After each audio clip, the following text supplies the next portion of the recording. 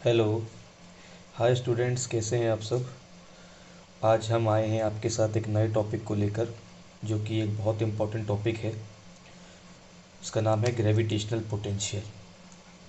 ठीक है। Gravitational potential word से हम समझ सकते हैं कि कहीं ना कहीं किसी पोटेंशियल, किसी एनर्जी या किसी ऐसी चीज़ के बारे में बात हो रही है जो हमें लगाना होता है किसी ऑब्जेक्ट को करने के लिए। ठीक है। चलिए इसको हम शुरू करते हैं। सबसे पहले मैं आपको इसकी डेफिनेशन बता दूं। ग्रेविटेशनल पोटेंशियल का मतलब ये होता है कि जब हम किसी बॉडी को, जो कि धरती के ग्रेविटेशनल फील्ड से बाहर चली गई हो, उसे वापस धरती की ग्रेविटेशनल फील्ड पे लाने के लिए जो वर्क करते हैं, जो वर्क डन करते हैं, उसे हम कहते हैं ग्रेविटेशनल पोटेंशियल। अब यहाँ पे समझने वाली बात ये है कि यहाँ पे हम जो बॉडी की बात कर रहे हैं ना, एक्चुअली एक पूरी फुल बॉडी नहीं होती है। एक पॉइंट मास होता है जनरली, मतलब उसका जो मास है वो हम 1 kg मान के चलते हैं। यानी एक पॉइंट मास को जब हम ग्रेविटी की जोन से बाहर से ले करके वापस ग्रेविटी के जोन में लाते हैं, तो हमने वहाँ जो वर्क डन किया है उसे हम कहते हैं ग्रेविटेशनल पोटेंशियल। चलिए डायग्राम से समझने की कोशिश करते हैं। देखिए ये इसका डायग्राम, ये हमारा अर्थ है। ठीक है। ये हमारा सेंटर ऑफ अर्थ है। अब ये ऑब्जेक्ट जो है वो सेंटर ऑफ अर्थ से पी पॉइंट पे रखा हुआ है। ठीक है। अब पी पॉइंट से ये चला गया इन्फिनिटी पे। पी पॉइंट तक तो चलिए मान के चलिए हमारे पास ग्रेविटी जोन था। ये पूरा ये जो हमारा पी पॉइंट है, ये ग्रेविटी जोन में था। अब ये क्या हुआ, पी पॉइंट से लेके ए पॉइंट पे चला गया। ए पॉइंट क्या है, ए पॉइंट इन्फिनिटी दूरी पे है। पी पॉइंट से ए पॉइंट की दूरी जो है इन्फिनिटी है। सी पॉइंट से पी पॉइंट की दूरी जो हम आर मान के चल रहे हैं, और जो यहाँ फुल दूरी है सेंटर से लेके हमारे इन्फिनिटी पॉइंट तक की, वो एक्स है। ठीक है। तो अब हम इसको समझ गए आपको बात को। हमारा कहने का मतलब ये है कि पॉइंट जो मेरा वो पी पे था, वो चला गया है ए पे। ग्रेविटी का जोन यहाँ तक था, अब ये चला गया ए पॉइंट पे इन्फिनिटी पे। तो इसको यहाँ से यहाँ तक लाने के लिए जो मैं वर्क डन करूँगा वही मेरा ग्रेविटेशनल पोटेंशियल होगा। क्योंकि हमें पता है ना कि वर्क डन वही होता है जो चेंज इन एनर्जी आता है, उसी को हम वर्क डन कहते हैं। चलिए इसकी डेरिवेशन को हम शुरू करते हैं। तो एज़ पर आवर नॉलेज, जैसा कि हम जानते हैं, मैं ज़्यादा थ्योरेटिकल पार्ट इसमें लिखूंगा नहीं, मैं आपको बोल के बता रहा हूँ। हमें जनरली क्या करना है, ये समझना है कि डेरिवेशन होता कैसे है। अगर हम वो समझ लेंगे तो three part you can write. Three part में क्या लिखना होता है, आपको यही मेंशन करने पड़ेगा। Let us suppose a point P, C is the centre of the earth, ये सब होता है। तो ये मैंने आपको बता दिया है। चलिए अब हम शॉर्ट में जल्दी से जल्दी इसको डेरिवेशन को शुरू करते हैं और वैल्यू को फाइंड आउट करते हैं कि हमें ग्रेविटेशनल पोटेंशियल की वैल्यू क्या मिलेगी। ठीक है। चलिए, तो जैसा कि हम जानते हैं, अकॉर्डिंग टू द जो न्यूटन ने बताया था लॉ ऑफ ग्रेविटेशन का।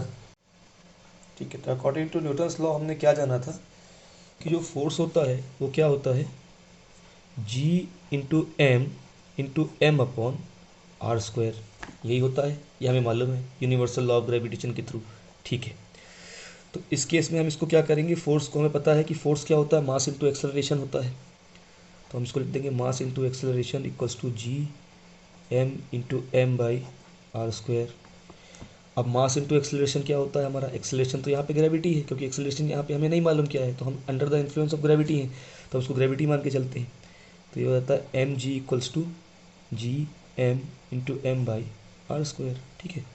सिमिलरली अभी हमने जनरल इक्वेशन निकाल ली, किसके लिए, ये हमने निकाल ली, ये हमारा फोर्स ही रहेगा यहाँ। ठीक है। ये हमने जनरल इक्वेशन निकाल ली किसके केस में, यूनिवर्सल लॉ ऑफ ग्रेविटेशन के केस में, जहाँ हमें जी की वैल्यू मालूम है कि क्या होती है, G/m/r² होती है। ठीक है। अब इसको इसके अकॉर्डिंग पुट करेंगे। देखिए इस डायग्राम के अकॉर्डिंग हम पुट करने की कोशिश करते हैं। तो इसके अकॉर्डिंग हमारा क्या बन जाएगा, ये फोर्स इक्वल्स टू जी, तो जी, एम तो एम रहेगा। मैंने क्या बताया था आपको कि यूनिट मास हमें लाना है यहाँ पे।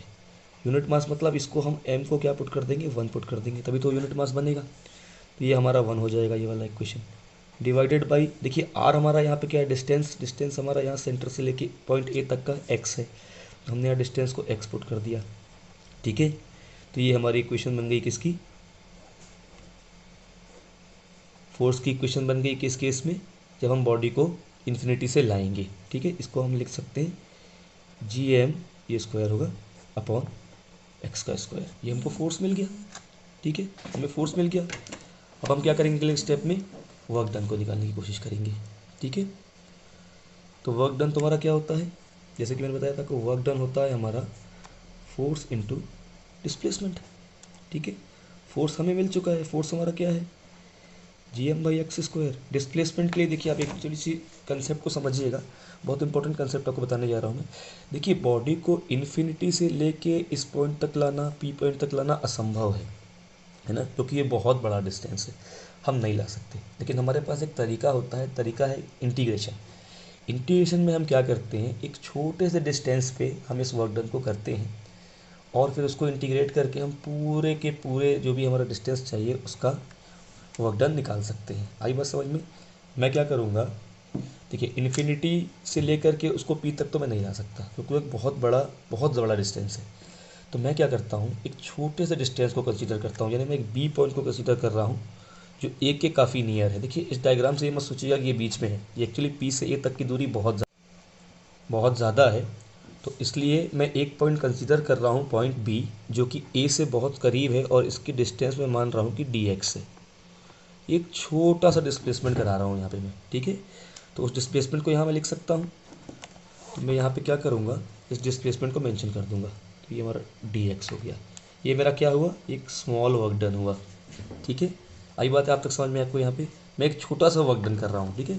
एक्चुअली मैं क्या कर रहा हूँ कि इसको यहाँ से यहाँ तक ना ले जाके, क्योंकि जो मुझसे नहीं होगा, एक छोटे से पॉइंट ए से बी तक ले जा रहा हूँ जिसमें डिस्प्लेसमेंट मेरी क्या है, डी एक्स है। फोर्स जो मैंने बताया आपको, फोर्स यही रहेगा जो हमने लगाया है, gm/x²। चलिए अब आपको पता है कि छोटा सा वर्क डन को बड़ा करने के लिए हम क्या करते हैं, इंटीग्रेट कर सकते हैं। एक छोटा सा हमें पॉइंट मिल गया, अब हम उसे बड़ा करना चाहते हैं तो हम इंटीग्रेशन वहाँ पे यूज़ कर सकते हैं। चलिए बोथ साइड पे इंटीग्रेट कर दीजिए, इंटीग्रेट कर देंगे। लिमिट आपके पास क्या है, देखिए लिमिट हमारे पास यहाँ है, इन्फिनिटी से लेके हमें आर तक लाना है इसको, ठीक है। इन्फिनिटी से लेके आर तक लाना है। देखिए हमने एक पॉइंट पे निकाल दिया, अब इसको हम इंटीग्रेट कर देंगे लिमिट पुट करके, तो हमें क्या मिल जाएगा, हमारा फाइनल वैल्यू मिल जाएगा, ठीक है। हमारे पास लिमिट्स है, हमें इसको कहाँ से कहाँ तक ले जाना है, हमें इसे लाना है ए पॉइंट से लेके पी पॉइंट तक लाना है, ठीक है। यहाँ की इसके लिए हम क्या करेंगे, इसकी लिमिट को हम पुट कर देंगे, इन्फिनिटी से लेके हमें इसको आर पॉइंट तक लाना है, ठीक है। चलिए आगे सॉल्व करते हैं।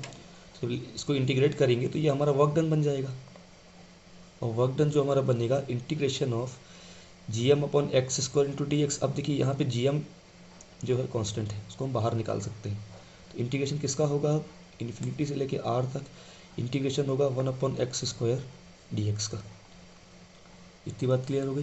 चलिए अब छोटा सा एक इस पर चेंज करेंगे।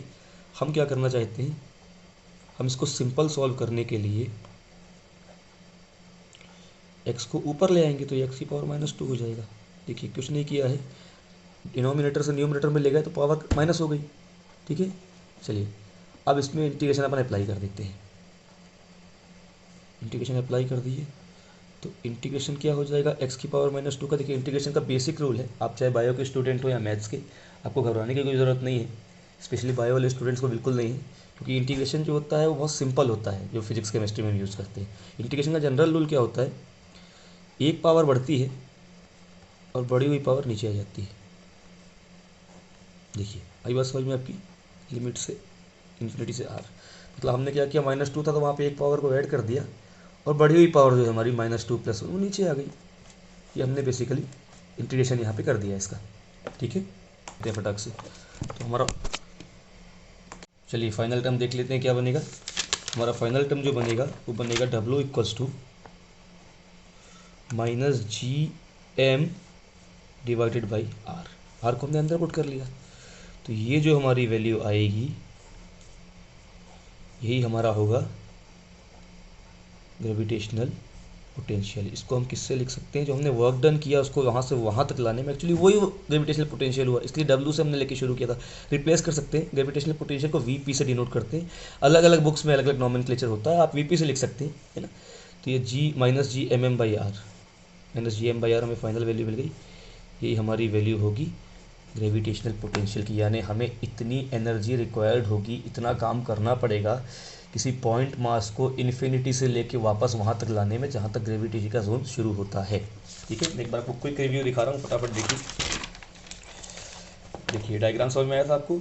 सेंटर से पॉइंट P पे ऑब्जेक्ट है जो ए डिस्टेंस पे चला गया है, जो कि ग्रेविटी से, जो कि इस पॉइंट से इन्फिनिटी की दूरी पे है। अब उस पॉइंट से वापस उसको वहाँ तक लाने में हमें बहुत समय लगेगा या बहुत ज़्यादा बड़ा काम हो जाएगा जो हम नहीं कर सकते हैं, पॉसिबल नहीं होगा। तो हम एक छोटे से पॉइंट पर उसको डिस्प्लेस कराते हैं जिसकी डिस्टेंस dx होगी, ठीक है। और डिस्प्लेस कराने के बाद हम उस पॉइंट का वर्क डन निकाल के उसको हम इंटीग्रेट करते हैं, और जब इंटीग्रेशन को हम पूरी तरह से अच्छे से सॉल्व करते हैं, आप वीडियो को थोड़ा सा पीछे देख लीजिएगा करके, आपको समझ में आ जाएगा। तो हमें फाइनल जो वैल्यू मिलती है वो मिलती है क्या, GM/-GM/R। ठीक है, माइनस का मतलब ये है कि हम कोई वर्क डन कर रहे हैं उसको लाने में। ठीक है, आपको ये वीडियो कैसा लगा मुझे ज़रूर बताएं, और अगर आपको ये वीडियो अच्छा लगा तो आप कमेंट करें, और मैं फ्यूचर में कोशिश करूँगा कि आपके लिए ऐसे इंटरेस्टिंग टॉपिक्स पे बहुत सिंपल तरीके से वीडियो बना के आपको शेयर करूँ। ठीक है, थैंक यू, ध्यान रखिएगा, टेक केयर।